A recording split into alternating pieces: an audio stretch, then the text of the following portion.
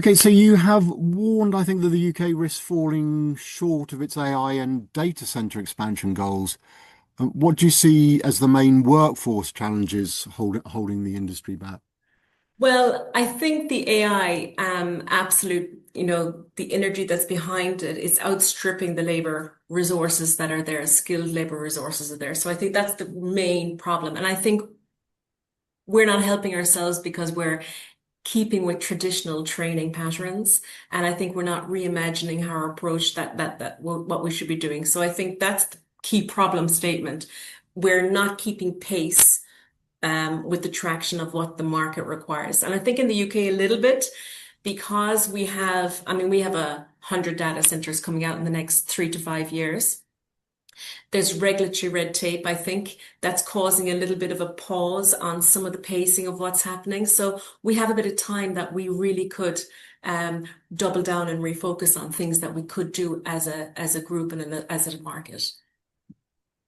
And to that point, I think you've highlighted the potential of what you might call underused talent. So that would be women and flexible workers, I think you identify. So are there any particular things you think the industry can do to better attract and retain these Oh, groups? absolutely. I feel very passionately about this underused talent in the group because I think we're not revisiting. If you think about the makeup of any demographic, we have 50% women in the country, but we have less than 8% in some of the sectors that are working. And we have to accept that the traditional way of how people want to work, including the younger generation that are coming in, they want to have flexible ways of how we work, different ways of how they approach the market. And I think we're still sticking to traditional methods that worked 20, 30 years ago. And I think we're not pausing or giving ourselves time to pause of how we should redesign, look at the entry, look at how people want to work in today's modern world. As we're modernizing with AI and everything with it, we're probably not catching up a little bit as we should with our training approach. And just following up on that, but so do you think there are a lot of people with the necessary skills, but because of the recruitment and sort of employment conditions, they're just not interested or not succeeding in getting roles? Or is there also potentially a knowledge gap that needs addressing as well? There is a bit of that as well, but I think the route to market almost is something that we need to really look on. When I look at another sector, if you look at pharmacists and locuming or medical, and they have a qualification and a skill set, they can actually go on portals and they can review and say, I'm available for this many days, this many hours. These are the criteria that are required, and I meet that skill set. And they can log on and bank on for that body of work. I think there is an extraordinary untapped amount volume of diverse workforce because of many reasons. Um, Perhaps access to training, the right training, or understanding what's there just aren't being tapped into. And I think that once we, get that silver bullet, I think we'll be in a good space. Okay, and you've explained obviously that traditional labour models are under pressure. Perhaps you can also sort of outline the ways in which flexible, even crowdsourced or non-traditional approaches can help scale the workforce even without compromising, I suppose, safety and quality are perhaps concerns. I think so. Look, I think there's an element of trust that has to happen across companies as well in how we approach it. If you think about it, every company is trying to do its own thing. It's costing a lot of money. We're trying to, and then you have a kind of a race to the bottom where staff are being, taken across the groups. They're going from pillar A to B. There's more money being offered or whatever. So there's that element, and then there's the untapped market. And I think from that perspective, like crowdsourcing is very interesting for me, and it kind of reverses into what the medical group do. Equally, if you take the likes of the airline sector, Ryanair, for instance, it's unpopular in some, but like I think 2 decades ago, They say this is the criteria that we require. We will train you. You need to pay for that training, but then we'll guarantee you access to 2 to 3 years work on contract in these criterias in these sectors. So I think it's a case of flipping the model a little bit, not so drastically, and making that a hybrid part of how we approach fulfilling the workforce gaps that we have. Okay, yeah, I mean, you mentioned that training model there, but you say I think training is key to unlocking that talent. Yeah. So you've shared at least one there, but are there other strategies or programs you think work best when it comes to upskilling people? And I guess we're thinking Yeah. particularly for data center roles in this case. There are, there really are. And if you take, if I could, I remember studying on something previously, and if we look at just the pharmaceutical world, that happened in Ireland in, say, the 70s and the 80s when they all migrated, there was a mass shift driven politically and by regulation and the government that all the technical colleges, the apprenticeships, the universities were heavily engaged with all of the American companies. These are the skill sets that are required. I have, and because I was probably in my formative years coming up through that, you could see how with that joined up approach, how getting together, getting smart about it, how are we going to deliver for these pharmaceuticals? We don't have the training programs in our universities and technicals. How are we going to do that? And within a 5 year period, it was extraordinary how that the entire of the group, the universities came together. And that's why Ireland has such a high propensity of scientists, pharma, they self-serve in the country. That's why there's been that extraordinary growth. There's no reason why that model is not lifted and shifted and could be used in the UK or in any country, but it does require a joined up approach. And I think that's the part we're still working in silos. And the pace is so significant. There needs to be something more meaningfully done as a group and a country and a region. And I presume I think you did reference there, but presumably that's a government sort of level downwards. The government has to almost indicate what's required and everyone else fall into place. Or do you think the academics, the education sector can do it on its own, or Yeah, where does the it was a responsibility partnership. lie? Right.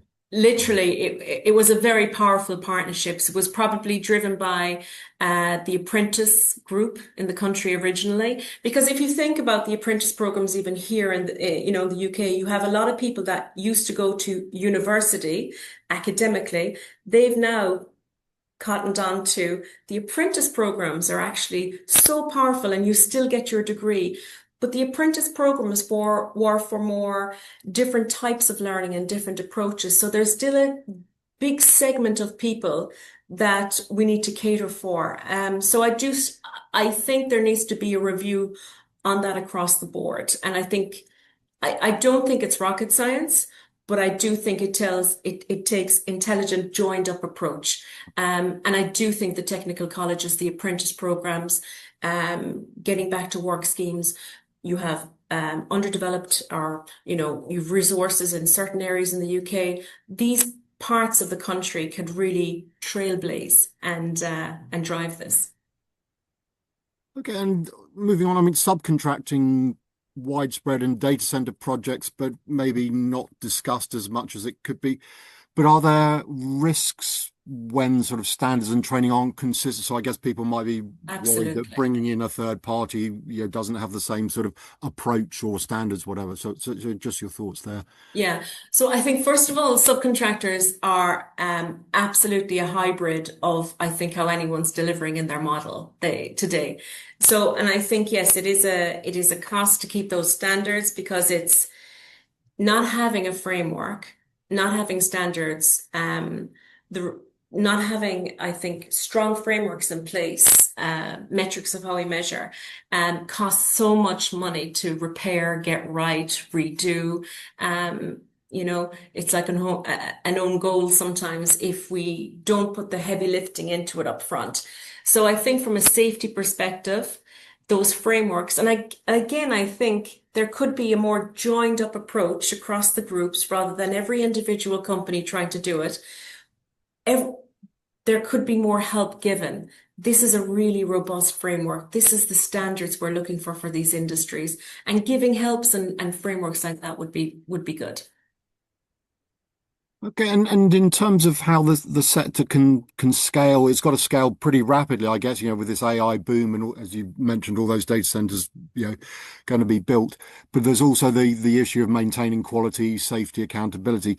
Are there any particular lessons that can share from your experience in engineering and other roles that you've had, for this data center sector? Yeah, standardized processes, a cookie cutter approach where you can. I think common standards, they're all critical. Not reinventing the wheel. If you have resilience built into the structures required, um, and if you don't have, just say if you don't have the resilience, but recognizing that you have a gap and navigating to getting that into your structure, so that you can have a repeatable system set up. That's where success would come from, really.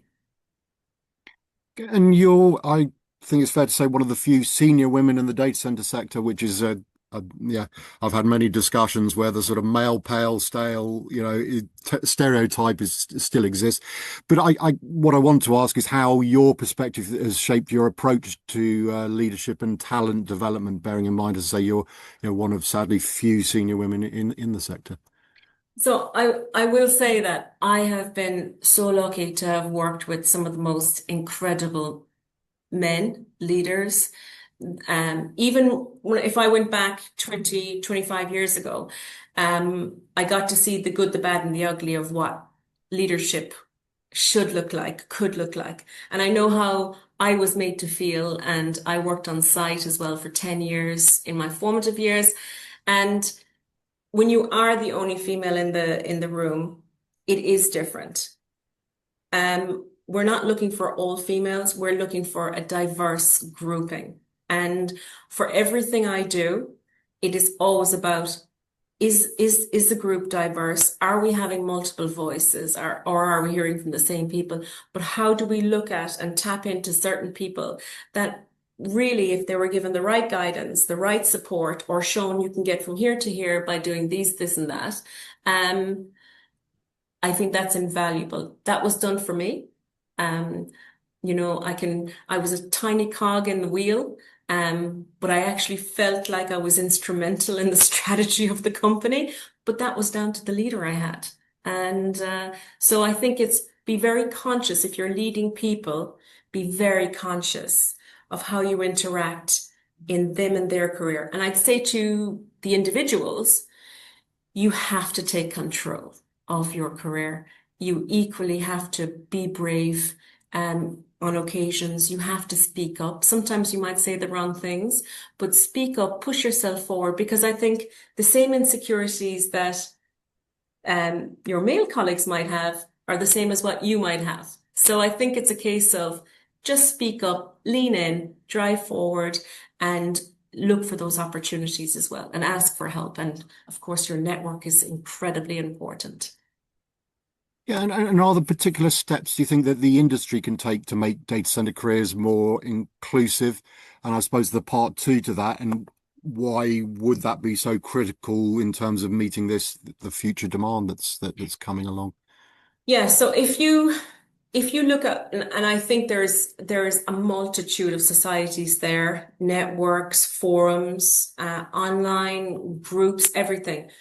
Join them, listen to the dialogues of what's been saying, look for networks and networking groups in your sector. And I think there are many for the data center for females, for diverse groups as well, and join them and help shape it. Because this is so fast moving, you actually can have an instrumental part in having the voice heard, and helping to shape it. So I think be intentional about getting out there and seeing what's there, what's available. And if you're incredibly entrepreneurial, if it's not there and you feel there's a gap, set something up, start small and expand on it.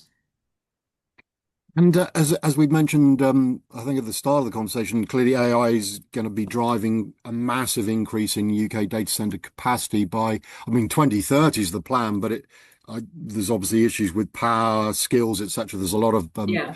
but so yeah, to that point, the opportunities and challenges in terms of workforce planning, industry growth, you are sort of glass half full? Do you think everything can be addressed in the right time frame, or do you worry that lack of suitable workforce will possibly sort of be a bit of a bottleneck for the industry's planned expansion? Yeah. I think, well, I'm probably always a glass half full person. Um, I think, when you have leaders and stuff like that, we're kind of solution driven mindsets, people. So we kind of figure it out, but what we don't have is the luxury sometimes for reflection, real thought, understanding how we can reimagine it a little bit different. But I do think that from the workforce, tapping into the untapped workforce that's there by new paths to market, sharing somehow with them, with the help of authorities around us and the universities and colleges and apprenticeship program, saying this is the array of roles that are there. These are paths that you could get to this role. Equally, I think in other sectors, sharing with them how the role you're doing over here in this sector is completely transferable to the data center world and sharing that. We see that program management, quality, safety, programming, financial control, everything. There's so many aspects of it that are transferable, legal, and everything. So I think from that perspective, it's not shouting about data centers and it's all about buildings that are taking all the water, taking all the power. It's a case of it's the society is driving that demand, and you can be part of this next sort of um, generation of digitalization that's happening across the world. So I think we can attract people by promoting it more positively. Yeah, and in terms of that, sort of global, clearly there are countries and maybe regions that are further ahead of us when it comes to it. So, in terms of your vision, what do you think is, I guess, achievable when it comes to building a sustainable, skilled, and inclusive workforce to support the UK's ambitions? Sort of how optimistic, I guess, are you that the UK can make a significant impact in the global AI race, if that's what we call it? So I think if we can really demonstrate that we're sharing standards, we have tapped into diverse talent, and we can scale the skill set we have at pace by a structure to help us to do that, I think we can prevail. But I think we need to be more joined up in the approach. Like at the moment, the pace is fast, but in actual fact, if you drill down to it sometimes, and I take companies like ours and you have visibility of in some instances on some data centers, you have visibility for the next year and a half. But if you had actually the next 2 to 3 years, because there's a 5 year massive spike going to happen. I think if there was more sharing of the pipeline of the demands by the locations in the regions, we could more proactively pinpoint those regions and then do more in those areas as well. But I think scaling those skills and the diverse talent is key, absolutely key. That's where we're going to win by tapping into those. Okay, I mean, it's been brilliant to chat, Claire, and thank you so much for sharing so many great insights into what's going on. It's clearly a fast-moving place, Yeah, and I think joined up thinking collaboration, as you've outlined, is the way forward. And it's sometimes frustrating to see it's not quite happening as it should, but hopefully things will be changing. And it will. Yeah. yeah, and it's great, Thank great. So thank you for your time. Appreciate it. thank you.